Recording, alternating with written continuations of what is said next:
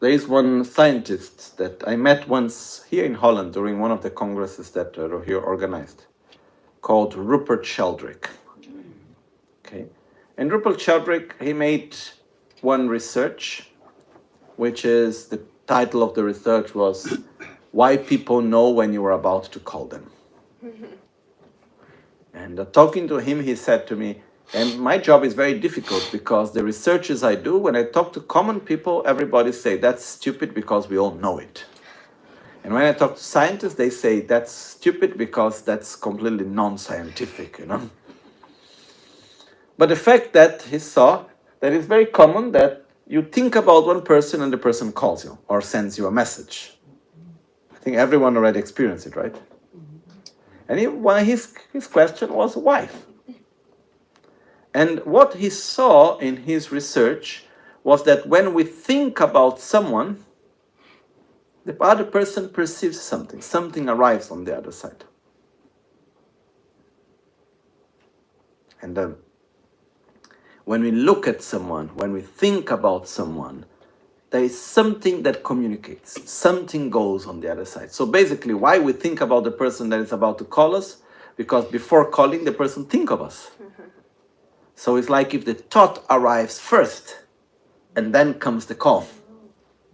Okay? So when we think about someone, there is communication. There is something that is going through. Okay? So whenever we look at an image, a picture of someone, okay? For example, we look at a picture of Lama Michel Rinpoche. The picture itself is what we call in Sanskrit the Samaya Sattva, which is called the commitment being. The picture, the commitment being, is the representation. But when I see the picture of Rinpoche having known Rinpoche, automatically, where does my mind connect to? To that which is beyond the picture, which is the so-called wisdom being. When I look at the picture of my grandfather, this morning by chance, I looked at a picture of my grandfather. I see a picture which is the Samaya Sattva. But who do I connect to? The person. Him, that he already passed away, but I connect to him. And in the moment that I connect to him, or I connect to Rinpoche or whoever, naturally a communication happens. There is something in between us that goes on. And this is one of the powers of representation. And we have one way of explaining it, not exactly explaining, but one concept in Buddhist philosophy, which we call Zeyo and Takyo. And all phenomena are divided into two types, Zeyo and Takyo, which I don't know the translation. But the meaning would be, there is a translation, very technical terminology, but Zeyo means something that in order to see it, you must first see a part of it. Takyo means something that in order to see it, when you see it, you see the whole thing. You cannot see first a part and then the whole. For example, time. When you perceive a fraction of time, are you perceiving time? In order to perceive time, how many seconds you need to perceive time? If you perceive a millisecond, are you perceiving time? Yes. So this is a kind of phenomena that there is not something like you perceive a part, then you perceive the whole. Whenever you perceive any part, you are perceiving the whole. It's one thing. Space, time, okay? And like this, because I have different examples. When it comes to a being, like a person, a dog, whatever, first you can only perceive the whole through the perception of a part. You cannot see the whole without first seeing a part. I listen to the voice, I see the hand, I see the face, I see one part, and through that part I can connect with the whole. Okay? So some phenomena are like this. Many phenomena are like this. Okay?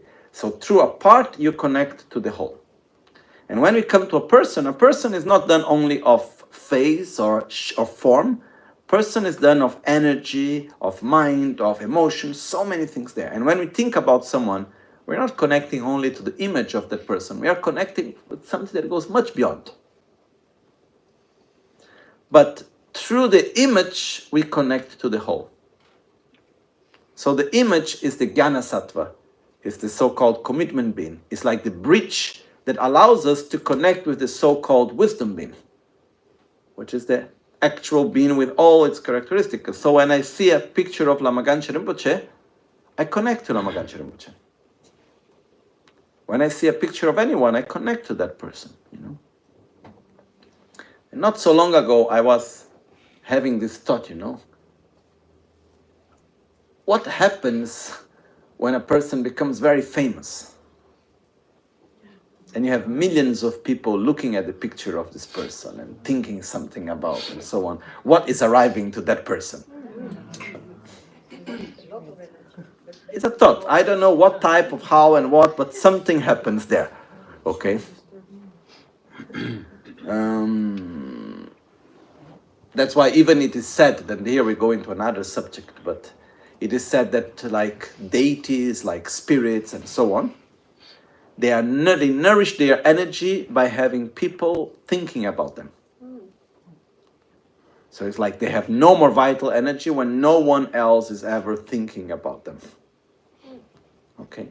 Is this more or less why that you were saying, if the name is no more there, nobody is thinking on you? Is that more or less behind it? I don't know what they mean by that, but what happened is that if we look, if there is no more name, no one more thinking, no one more reading, the memory fades away also, no? The connection fades away. This is yes. In that sense. Yeah. But I think that what I want to say is that when we look at the image of Tara, this image is called the Jnana Sattva, or Samaya Sattva, commitment being. It naturally, wanting or not, connects us with the wisdom being, especially when we allow ourselves to attribute that meaning.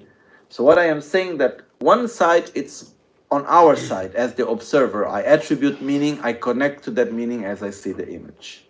On the other side, that image, it's like a bridge connecting to something that is not in me, which is the wisdom being on the other side. And then a connection is made. And through this connection, we allow the other one to connect to us also. It's interesting because it's like when I think about someone, the person perceives that thought and then thinks about me, and then this exchange happens. So when we make a prayer, when we recite a mantra, when we make this and we connect in this case with Tara, we are sending a message. Consciously or not, we are sending a message. And on the other side, you have a wisdom being, you have someone that have gone out of the cycle of samsara, that has the being of wisdom, that have so many different ways to manifest. This, you know, when we look at the qualities of Buddha, this is the real multitasking. There is one beautiful text from Kyabche Song Rinpoche, one of Rinpoche's gurus, which was an interview done to him in 1981. And it was about Tulku's reincarnations, no? And how he is the reincarnation of Tulku, this and that. And I love the way how Song Rinpoche put things, but he was very critic in the beginning and putting things very clearly. But then he was also saying, look, there is a difference between the reincarnation of a teacher and a tulku. One thing is someone that has a good connection with Dharma, that dies, that reincarnates, and even you can find the reincarnation of this person, and doesn't mean that this person is necessarily an enlightened being. Then there are these beings that they have reached such a level of spiritual development that they have full freedom to choose where and how to be reborn. This is a tulku. And then he goes on and he explains, he said, look, some of these great beings, they have even the capacity to manifest at once in more than one body. And this goes a little bit beyond our level of our paradigm. Huh? But then he was telling the story of one of his gurus, that he had a lot of respect for him, saying this was one of the great tulkus, like real realized being. And he said that one day his attendant, he was there, came to serve him food, and his guru was laughing a lot, like just by himself. And the attendant said, but what is happening? Why are you laughing so much? What is there? He said, oh, nothing, forget. And the attendant insisted a little bit. He said, there is an emanation of mine that is in China. And he's a beggar. And he got some good food. Then came some dogs and took the food away, and he was laughing. And then he came and attended asked, but how many emanations you have around? How many of you are there somehow? No? He said, I need to check. That I know now around 4, but I need to check. Tomorrow I tell you. Then they did. He go to meditation the next morning. Then after his meditation, he said, yes, I checked, I found around 200. And this, when I read this for the first time, I said, okay, this goes way beyond my own level of understanding. And when I do something that I cannot understand, I put in waiting list. Okay? But it's showing, the only way for me to understand is like, this is the ultimate level of multitasking. Okay, you can do more than one thing at once, which is manifesting more than one body at the same time. Okay, so this is just to touch the fact that, otherwise you say, okay, you don't pray too much to Tara because it's my turn, otherwise she will be busy with you, Don't need to have this type of worries, So, but the point which I want to say is that there is a connection, there is something there, which is not like a god. It's not someone that is inherently good or this or that. It's a being like us, was Princess Yeshadawa. That's what it's taught in the Sutras of Buddha, that reached the state of enlightenment and continues to interact. But in order for Tara to be able to interact with us, we need to open our mind, we need to tune.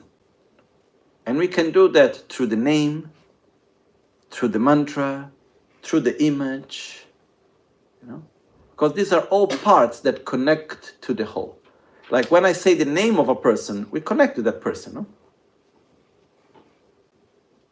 Even though we may not exactly know, there is some connection that happens there. It's quite interesting, this. Okay? Name, images, they are like bridges that connect with the person. It's quite interesting to see on many levels. There are many things that go beyond our own way of understanding, beyond our own paradigm to understand. But what I want to say is that 2 things. 1, we need to nourish the symbol. 2, through the symbol we connect to the actual being. So when we connect to Tara, it's not just a matter, I make the mantra, then something happens in me, because there is more there that we cannot so much explain into words that we can understand so logically. And there is this part of actually connecting to a holy being, connecting to something that goes beyond us. And then we request for blessings, and blessings are interactions. Blessings, to receive a blessing is to have an interaction that helps us positively. This is what is a blessing. Okay? And one of the other things, connecting briefly to what we were talking before about Rupert Sheldrake, this scientist, he was also talking about one thing that he called the morphogenetic field. And this was one of the names to explain that there is something behind material existence that connects things. And it's interesting because there were some examples that he gives and some experiments that were made. One of these experiments that it is said to be the story of the 101 monkeys. I don't know how many of you heard about this story. Yes, no? No. It was around the 70s. They were making a research on evolution theory in Japan. And they took some islands where there were monkeys in these islands. And what happened was that the monkeys, they were very good to do this research because being in an island, monkeys don't travel from one island to another. So according to the specific characteristics of one island and the other, the monkeys were developing in one way and another. So they were making research to see the process of evolution and so on. So one of the things that they start doing in the different islands is they throw in the water potatoes. And they were seeing how the monkeys were reacting to the potatoes. So in the beginning, all the monkeys in different islands, they see the potatoes, they take, it's full of sand, they look at it, they throw, they don't eat it. Then one time, one monkey was a female monkey. In the story that they tell the name of the monkey. This female monkey, she took one potato and then she took and she washed it with water nicely. And then she tried to eat and it was good. After that, slowly the other monkeys start to imitate.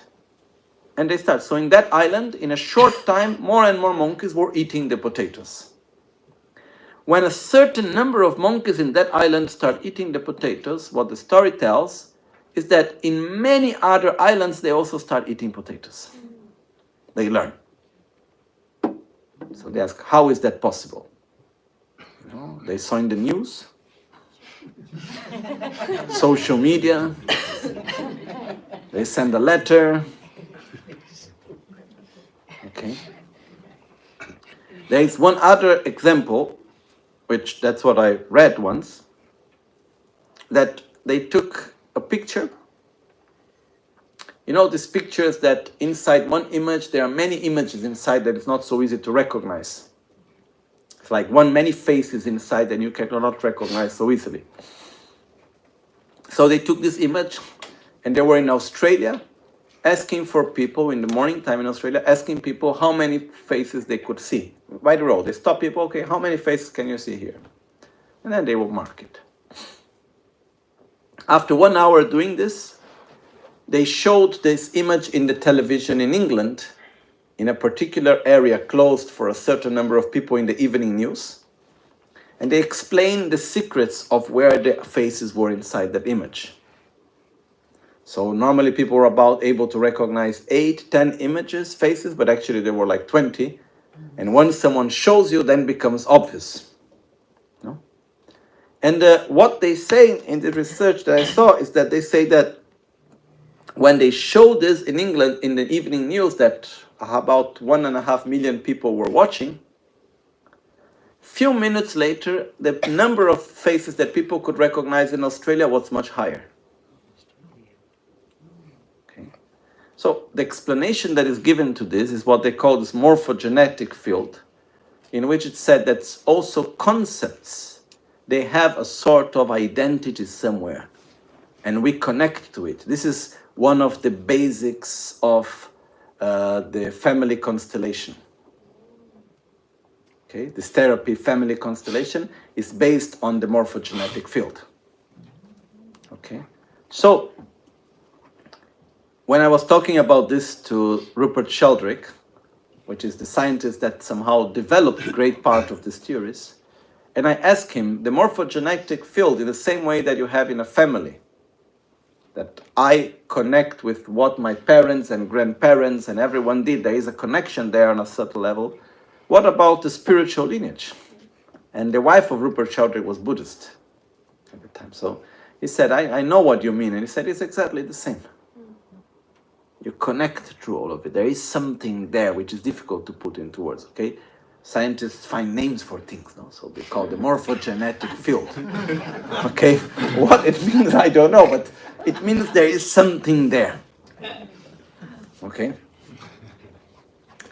So what I want to say is that when you have an image that for centuries and centuries people have been giving such certain meaning, it upholds a certain meaning in it.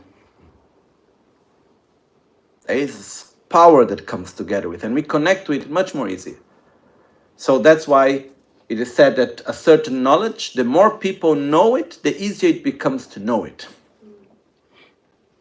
And this, we can see this with internet when we have this viralization process.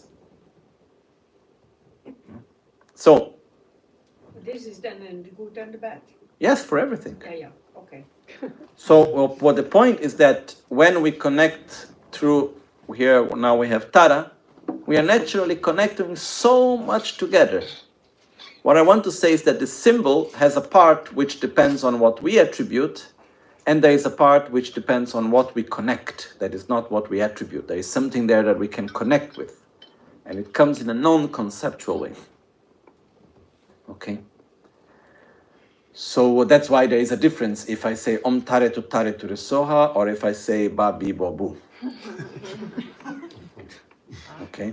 Not only the meaning and the energy of the vibration, but the fact that for centuries and centuries, this mantra has been recited millions and thousands of millions of times with a certain intention.